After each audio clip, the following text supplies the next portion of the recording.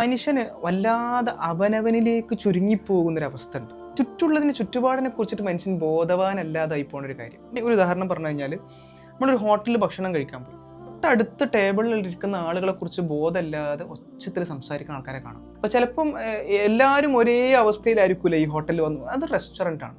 റെസ്റ്റോറൻറ്റിൽ പലരും പല ആവശ്യത്തിന് വരുന്നതായിരിക്കും.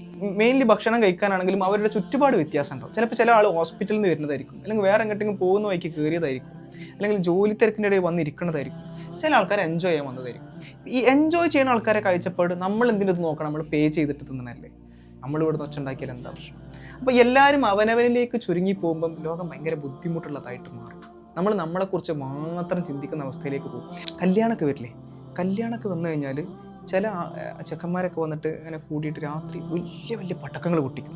ഭയങ്കര സ്ട്രോങ് ആയിട്ടുള്ള പടക്കങ്ങൾ പൊട്ടിക്കും. ആ പടക്കം പൊട്ടിച്ചു കഴിഞ്ഞിട്ട് ഒരു ചോദിക്കുക, അപ്പം നമ്മൾ എന്തെങ്കിലും പറഞ്ഞാൽ പറയും, ഇതൊക്കെ ജീവിതത്തിൽ ഒരിക്കലുള്ളതല്ലേ, ഇതൊക്കെ ഒരു സന്തോഷമല്ലേ. നമ്മളൊരു പടക്കം പൊട്ടിക്കുമ്പം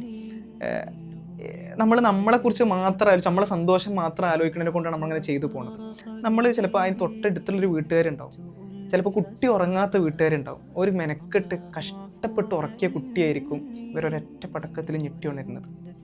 ഈ ഉമ്മമാരെ പ്രയാസം ഉണ്ടല്ലോ, ഈ ചെറിയ 2 വയസ്സ് വരെയുള്ള കുട്ടികളെ നോക്കി വലുതാക്കണ ഉമ്മമാരെ പ്രയാസം, അത് അനുഭവിച്ച ആൾക്കാർക്കല്ലാതെ പറഞ്ഞാൽ മനസ്സിലാവില്ല എന്ന് തോന്നുന്നത്. ഉമ്മമാർക്കേ മനസ്സിലാവുള്ളൂ. അവരത് ഇവരെ ഉറക്കവും കാര്യങ്ങളൊക്കെ ഈ കുട്ടിനെ ഡിപ്പെൻഡ് ചെയ്തിട്ടാണ് കിടക്കുന്നത്. അപ്പോൾ ഈ പാവങ്ങൾ ചിലപ്പോൾ 1 മണിക്കൂർ 1.5 മണിക്കൂറൊക്കെ ഇട്ട് ആട്ടിയിട്ടോ പാല് കൊടുത്തിട്ടൊക്കെ കുറേ മെനക്കെട്ടിട്ട് ഉറക്കണതായിരിക്കും. ഒരൊറ്റ പൊട്ടലിൽ അവസാനിക്കുന്നത്.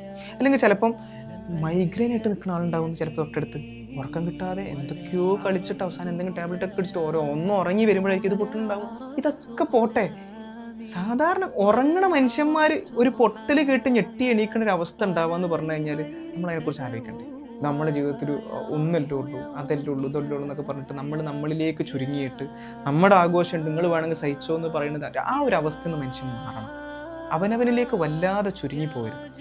എല്ലാം എൻ്റെ ഇഷ്ടങ്ങൾ, എൻ്റെ താല്പര്യങ്ങൾ, എൻ്റെത് ഈ അവനവനിസത്തുനിന്ന് കുറച്ചൊന്ന് പുറത്തേക്ക് വന്നു കഴിഞ്ഞാൽ മറ്റുള്ളവരെ കുറിച്ച് ബോധമുള്ള ഒരു ആൾക്കാരായിട്ട് നമുക്ക് മാറാൻ പറ്റും. മറ്റുള്ളവരെ ബോധമുള്ള ആൾക്കാരായാൽ തന്നെ മതി. അതന്നെയാണ് സമൂഹത്തിനോട് നമുക്ക് കാണിക്കാവുന്നതിൽ ഏറ്റവും ഭംഗിയുള്ള കാരുണ്യം. നമ്മൾ മാത്രമല്ല ഇവിടെ ഇരിക്കണമെന്നും നമ്മുടെ ചുറ്റുമുള്ള ആൾക്കാരും ഇരിക്കുന്നുണ്ടെന്നും അവർ പല അവസ്ഥകളിലുള്ള ആളുകളാണ് എന്ന് സ്വയം മനസ്സിലാക്കിയിരിക്കുക എന്നുള്ളതാണ് സമൂഹത്തിൻ്റെ ഇടയിൽ നമ്മൾ ചെയ്യാവുന്ന ഏറ്റവും ഭംഗിയുള്ള കാരുണ്യം. അതാണ്.